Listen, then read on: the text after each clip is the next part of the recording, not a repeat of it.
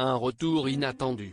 Après avoir été battue aux élections législatives de 2017, Najat Vallaud-Belkacem a annoncé son grand retour en politique 4 ans plus tard avec la ferme intention de défier Laurent Wauquiez aux élections régionales de juin prochain en Auvergne-Rhône-Alpes.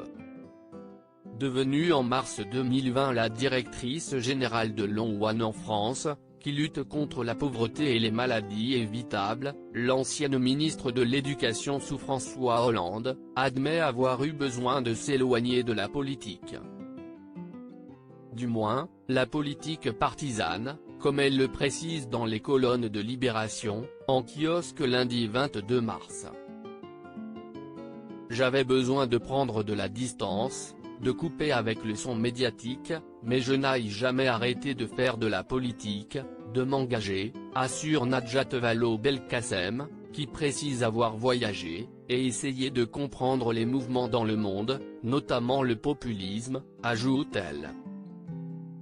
4 ans se sont écoulés depuis sa tentative de rester en politique, et son échec aux élections législatives en 2017. Mais cette fois, elle semble bien décidée à revenir, et ce à cause de son sens des responsabilités. La période est incertaine et dure avec la pandémie, je ne pouvais pas me planquer, lance-t-elle.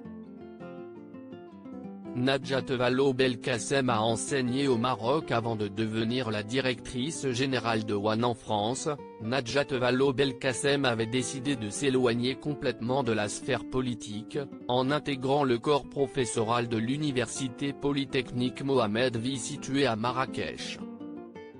Elle avait ainsi été nommée professeure affiliée à l'UM6P dans son pays d'origine, qu'elle avait quitté dans les années 1980. Après son passage au ministère de l'Éducation, elle avait en 2017 pris la décision de rejoindre l'Institut Ipsos comme directrice générale déléguée chargée du département Études internationales et innovation sociale. Une fonction qu'elle avait quittée fin 2019.